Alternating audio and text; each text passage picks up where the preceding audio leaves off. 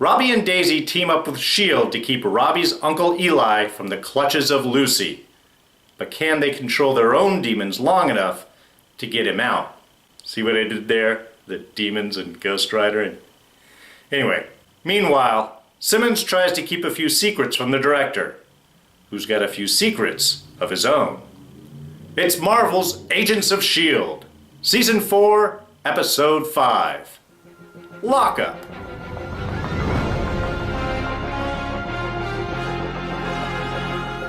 Hey everyone, D here, and welcome to this week's review of Agents of S.H.I.E.L.D. So, there are spoilers ahead, just so you've been warned. Alright, so this is a nice episode of moving everything forward. I like the fact that we are continuing the main storyline. We're already getting to Eli, we're already recovering the book. So I think we'll probably be wrapping this whole storyline up probably before the winter break, is sort of the way that everything is feeling, at least getting through a huge chunk of that. So I gotta say, I really appreciate them moving this main storyline along.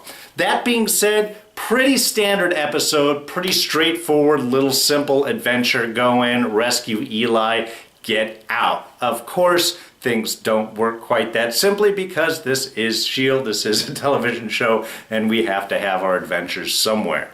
So what we've got going on with this episode is really kind of getting to see Quake and Robbie working in with S.H.I.E.L.D., that dynamic, and of course, as I joked at the beginning, both Daisy and Robbie dealing with their own personal demons. For Daisy, it's really dealing with that separation from the rest of the group. You know, even up when she's up in the Zephyr, she's actually up in the Quinjet, hiding out, keeping her away from everybody in her own self-protective type of mode.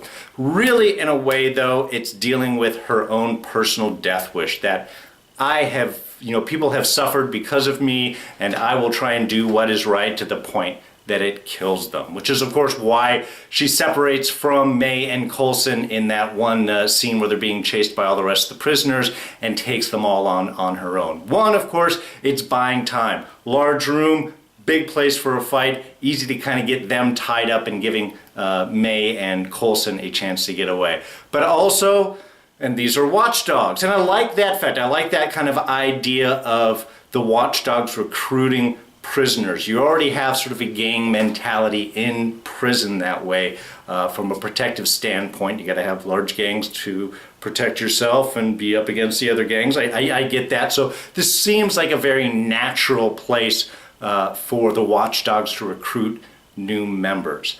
But since they are watchdogs and that is who Daisy is going after, also a very easy choice for her. But that does lead up to a really nice fight sequence there. Really, I love doing the multiple person, really, of course, showing, and I think Daisy had a great point, is she's been trained by May. So even before she became an Inhuman, she was becoming a pretty badass combat practitioner herself. So it's nice for her to kind of jump in and not have to rely on her abilities. Beautiful new gloves, by the way. Love those. But anyway, it was just really nice to kind of see the fact that, yeah, she's still an extremely capable fighter on her own and can take on a large group, and mostly did that. Took care of a large percentage of them before finally just getting overwhelmed, which is probably what's going to happen. On the other hand, for her, like I said, she still has that death wish.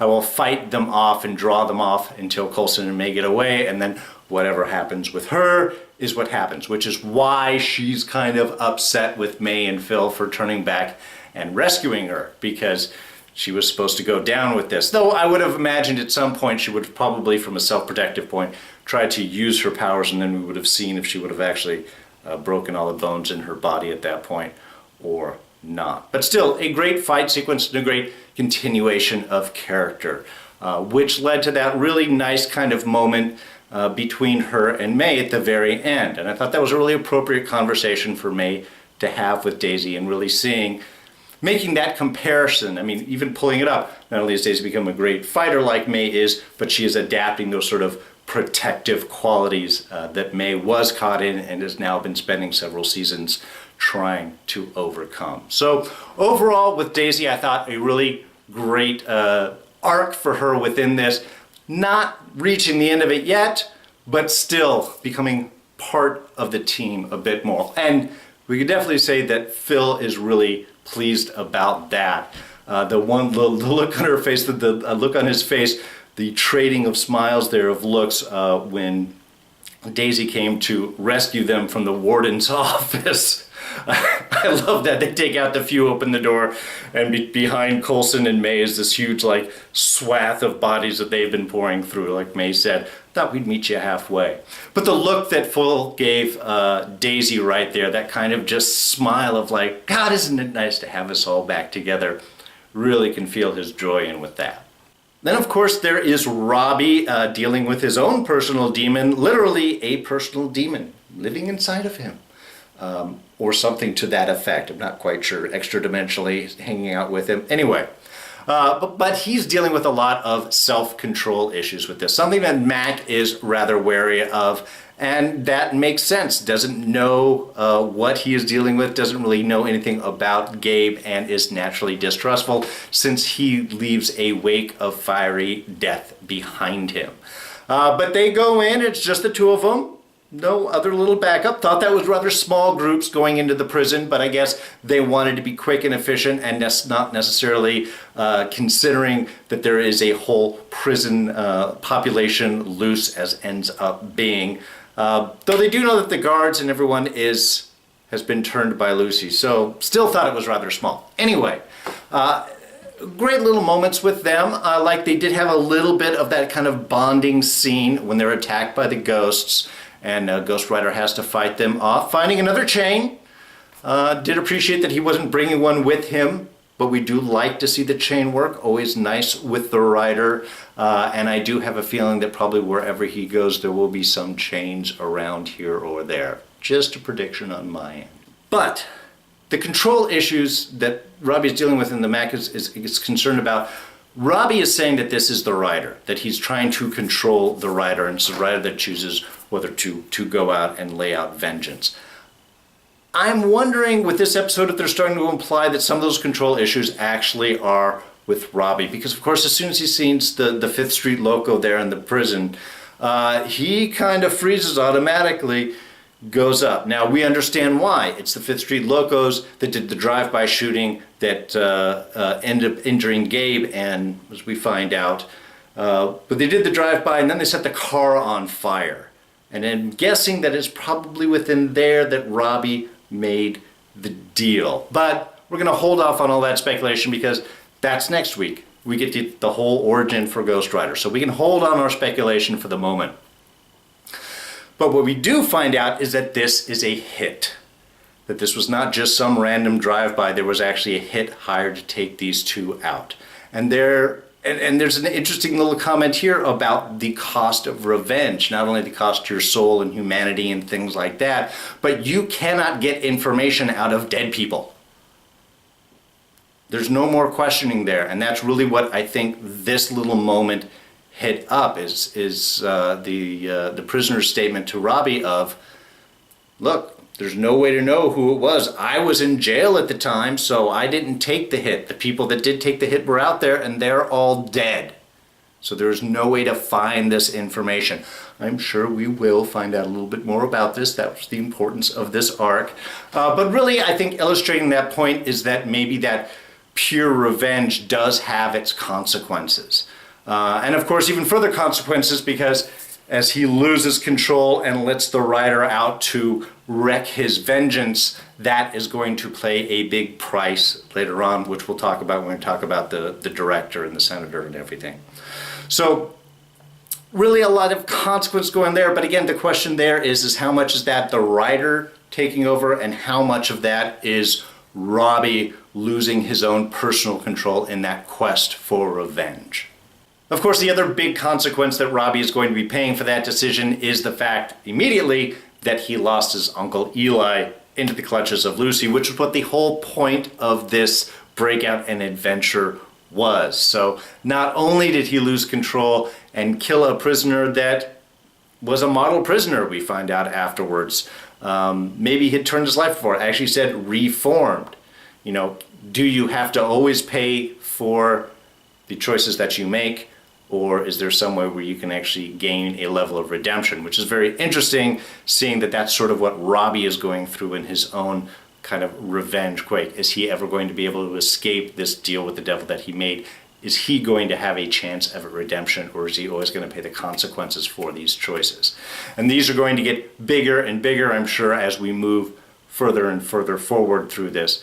But that's going to be, I think, the big lesson that's going to be hammered into him, in that sense of control and teamwork, is we all have to work together as a team, or we all fail together. Then there is Simmons and the director. Simmons, of course, heading into work knowing that she has to pass a lie detector test that she does not have any confidence that she's going to pass. She is not that good of a liar. And we do get to learn some interesting lessons on micro-expressions in this episode as well. But as she starts to fail, the director steps in, which I thought was rather convenient, until we find out that the reason that he is there is he needs her to help him through this TV interview with Senator Nadeer, the pro-human senator who is actually secretly working with the watchdogs. And I did love that little moment there between the director and Simmons when he's like, I need to know what's in your head. And you're like thinking, oh my God, it's going to leave the secrets. Is there sort of brain transfer? Is that? No, it's just an earpiece. I just thought that was funny. With everything that S.H.I.E.L.D. can do and all the high-tech stuff, they actually intentionally joke in that direction and just reveal the earpiece. I did enjoy that. But we do get to find out just a little bit more about the director. Mainly is that his world heroism seems to have come from the UN bombing in Vienna, which we saw in Civil War. So we get a nice little movie tie in there. We don't really learn a whole bunch more about it, except that that's not true. That there is some lying element to it. And again, this is another great moment with Simmons' character getting stronger as the seasons go on, getting much more confident in facing off the director, and also that use of micro-expressions. The lie detector that she's been getting, she can now actually use against the director. Gets her out of having to take any more, allows her to keep her secrets, and also shows between her and the director sometimes you can have trust while still keeping secrets as well.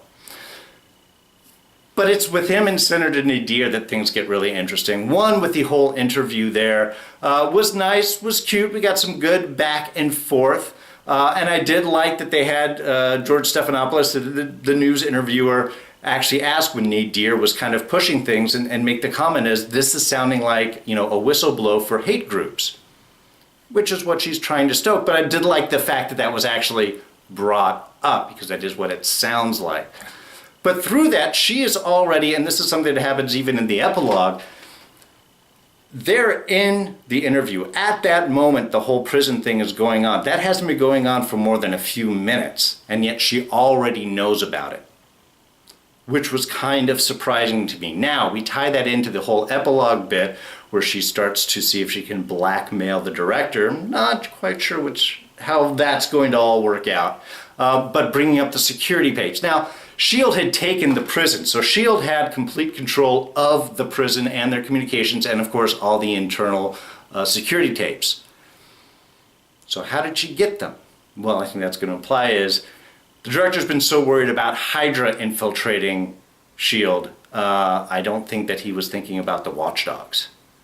And I think we probably still have quite a few watchdogs, pro-human sympathizers, caught up in S.H.I.E.L.D., and that is how the senator is getting this footage. Because there's no other reason, there's no other way why she would know about a secret S.H.I.E.L.D. Mission in the middle of the mission as it's happening, on top of getting security footage and everything else after that. So, and what is the deal that she and the director are going? I mean, we want to trust the director. He does seem, as odd as he can be, forthright and honest and really caring about what the deal is. And I don't think that he's working with Nadeer. There was that moment when they got in that, oh my God, has he been working for her the entire time? I don't think that's the case. I think she is trying to manipulate him now in some form, and we're going to have to sort of wait to see how that plays out. But since he does have secrets, and he is trying to protect S.H.I.E.L.D., and of course we had Robbie killing the prisoner there, and she knows about it, and that's going to reflect poorly on S.H.I.E.L.D. Lots of complications going in. Where is this going to play out, and what type of deal is it that she's looking for? And just a couple small little bits. One, the Darkhold. Like seeing that in the beginning, and I like the fact that it translates itself into whatever language you as the reader understands. From a magical text, that makes sense. Language changes over time, so you can't write it in one language and expect anyone to be able to understand it, especially as it's supposed to be something that's alien written billions of years ago. I mean, from the comic universe, I'm not quite sure how they're going to apply that here in the MCU. Maybe they'll get into it deeply, maybe they won't. But just from a magical standpoint, that it translates into your own language, I thought that was great. And it does make sense, because even when they pulled the book out, the writing on the front cover looked like it said Darkhold. It looked like it was in English in just some funky font. Wasn't exactly, but it was different from the picture or drawing that Coulson had. So I do think every part of it adjusts itself depending on the language that the reader has. So I just thought that was a cool little moment right there. Also, I loved Phil pressuring May on what she saw when she died. We haven't really dealt with Phil and his whole death experience too much. We pretty much had gotten through all of that after season 1. But I just thought that was kind of an interesting bit, and he does make the point is, wow, even though I was dead and dead for a while, my memories got wiped, so do you remember anything? Just sort of an interesting note with Coulson, kind of inquiring into that. We do find out later on, May's response is, what did she see? She saw him.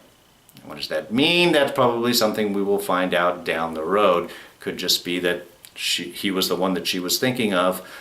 Could mean something else, but I just love that little great personal character moment with Coulson of like, hey, now I have someone I can actually ask about this. And I think we might have to look out for Gabe in the coming episodes. And the reason I say that is when Lucy did get to Eli's jail cell, she was staring at the pictures, and the one specifically she was tapping was the one with Gabe in it. So Robbie's already going to be in a certain level of danger. He's going to be putting himself into it. Gabe, not so much. So are we going to have more ghostly visits heading after Gabe now? All right, so I think that's going to wrap things up for this week. And so next week, we do get the origin of Ghost Rider. So we do get to see what actually happened, what the deal was, and all of that went through. So we can hold off on all of our speculation. In a week, we will get the actual answers. But I am a little worried about Eli. That last scene where he did finally read the book, that last shot of him was that more of evil glee of, oh, I understand, and you know that that's not going to end up well for Eli. So lots of things coming up next week. Cannot wait to see it. So if you did enjoy this review, go ahead and hit that like button. You can hit the subscribe button right here and come back for all of our coming reviews. Also, we just started The Walking Dead, premiered this past Sunday in a massively grotesque and just emotionally impactful episode. If you guys are fans and you saw that, you know exactly what I'm talking about. But we do reviews of that. You can check those out on Mondays. Also, we're doing HBO's Westworld, another fantastic show I highly recommend. See, comments, thoughts, what do you think's going on? How'd you think about this episode and its glorious fight scenes? I really love the combat work that they're doing with this. Throw those down in the comments section below. We can continue to talk about that. You can always catch me on Twitter and Instagram. I'm at Darren Jakes. Other than that, gonna call it for the week. So, I am D, and I am out of here. I'll see you guys next time. Take it easy. Bye-bye.